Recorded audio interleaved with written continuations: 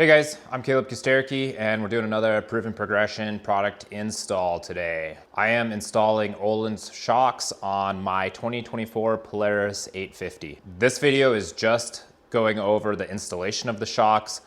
Check out my shock tuning video to see how to adjust your shocks. Okay, let's get this box open and see what we have. So we have a spanner wrench here for adjusting preload. And then we have an owner's manual that goes over shock adjustment and a little bit on installation.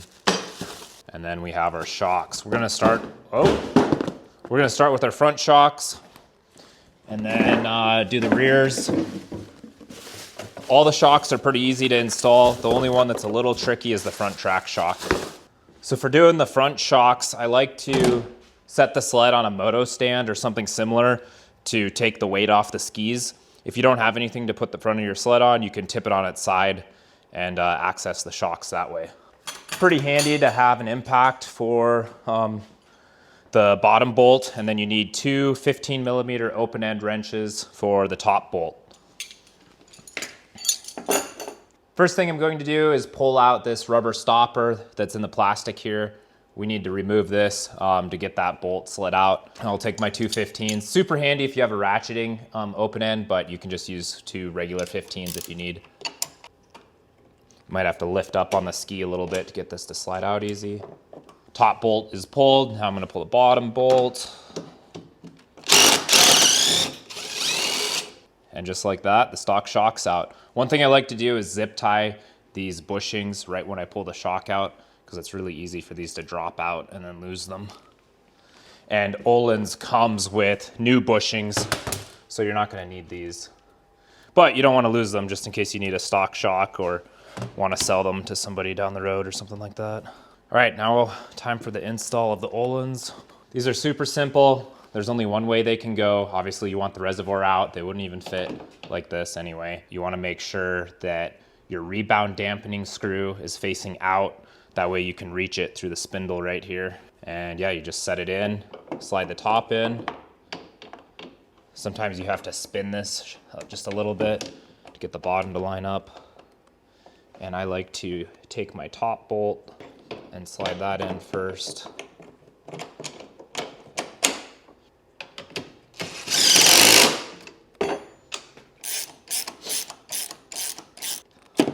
And just like that, new shock is in.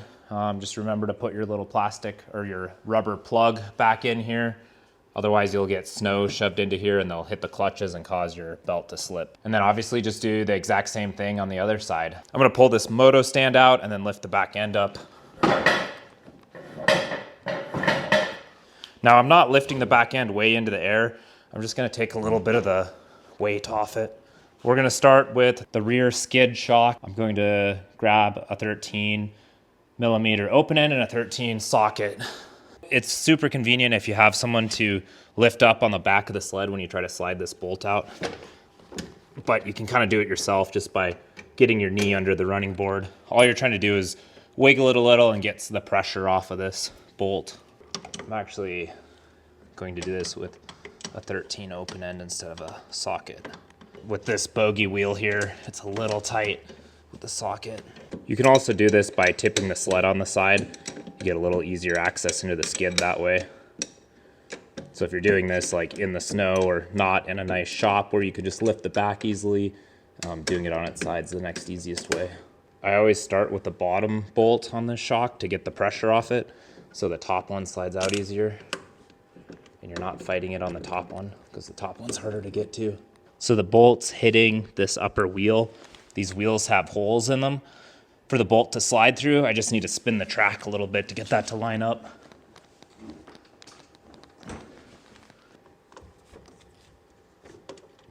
There.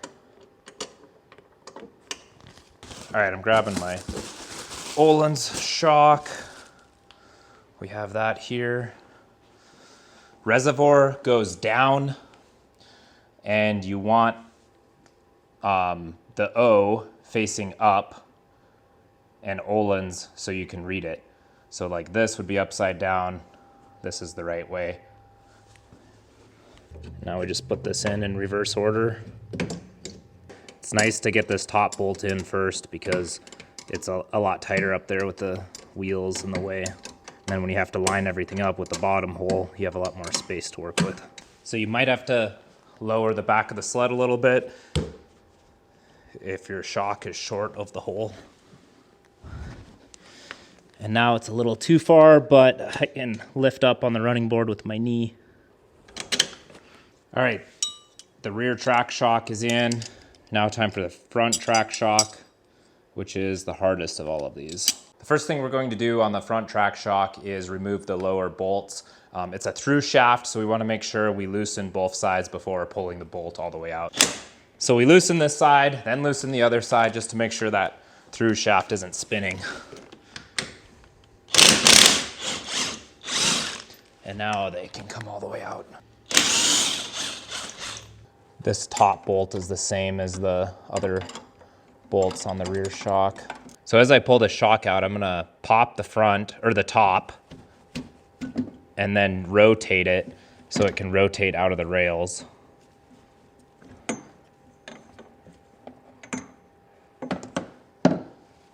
And pull it out. And there's washers on the inside of the rails. You wanna make sure you don't lose those. These guys.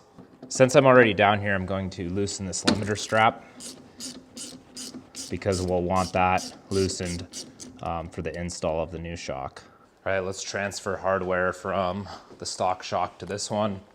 This is bottom. This will slide on here like the stock shock and look like that. And then this is obviously the top. And what we're going to do is match what's down there already. So whichever side the rear track shock reservoir is on, we're gonna put the front track shock reservoir.